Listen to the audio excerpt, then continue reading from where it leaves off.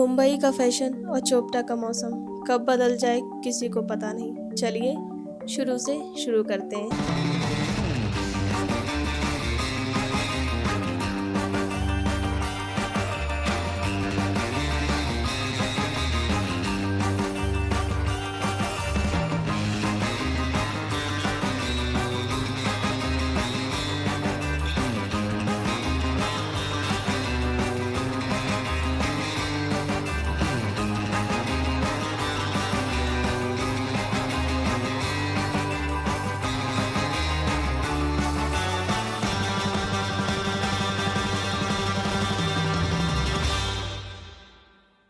आज का सफ़र शुरू होता है रानीखेत से। सफ़र है लंबा, मंजिल है दूर, समय है कम, जाना है जरूर। सारा लगेज वगेज एकदम हो गया है सेट, स्पीकर भी सेट कर लिया है। मौसम बहुत बढ़िया है। अब कहाँ होगा आपका next? Tungnath. Thank you thank you thank you भाई, बहुत बढ़िया मौसम है यहाँ पे यार, एक नंबर का मौसम है। और सुबह सुबह का कुछ हिसाब का रानीखेत का व्यू है। ये रानीखेत की मेन मार्केट है। पहाड़ों की चाय और पहाड़ों की खुशबू हर बार एक नया एहसास दिलाती है कि तूने अभी देखा ही क्या है।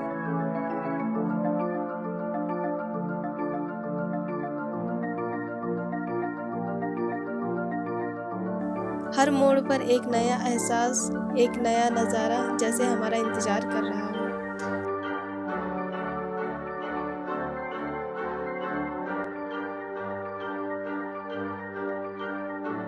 हम लोग करीबन 10 मिनट से यहाँ पर रुके हुए हैं और यहाँ के पेड़ और नज़ारे जैसे हम लोग को रोक के रखे हैं।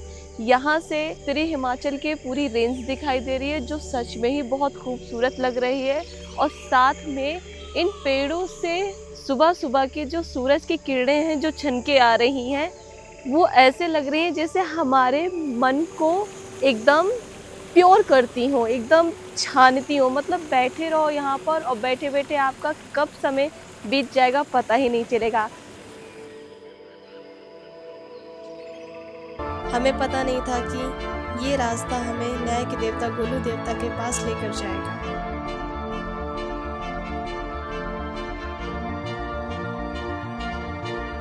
और वहाँ हमारा कोई इंतजार कर रहा है। पूरे मंदिर का भ्रमण कराया इस नए साथी ने।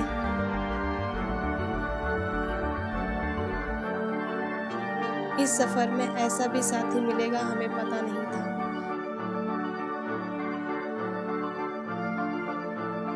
चलते चलते हम लोग पहुंचे रामगंगा नदी जो अपनी ही धुन में बहती रही।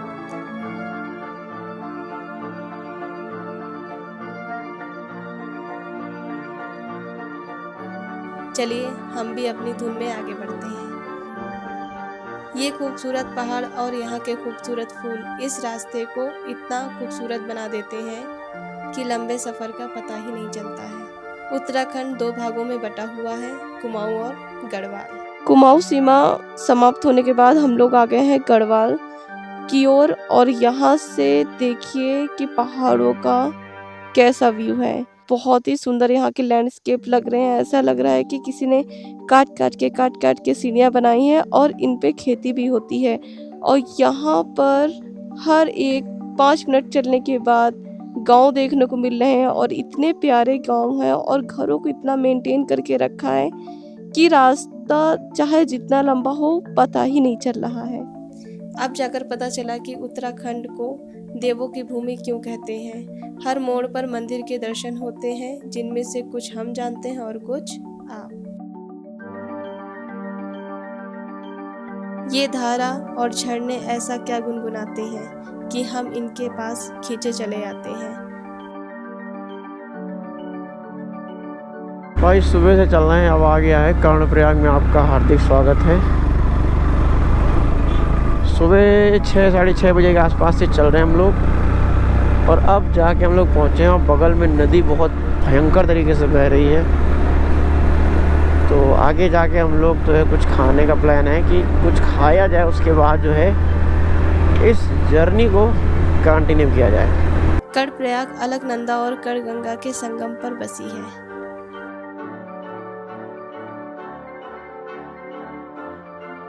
ये मंजर देखकर एक बात तो पता चल गई है कि प्रकृति के आगे किसी की भी नहीं चलती।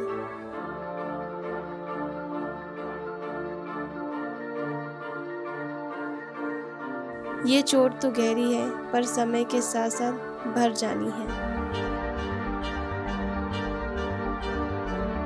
अब वक्त हो चुका था शाम की चाय का।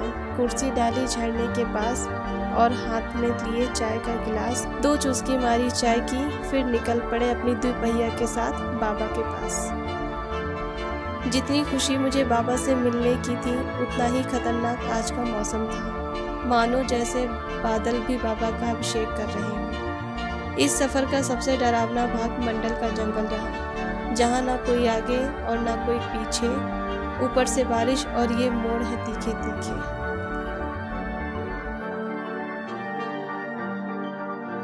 धीरे धीरे हम पहुंच गए टुंगनाथ बाबा की नगरी चोपटा।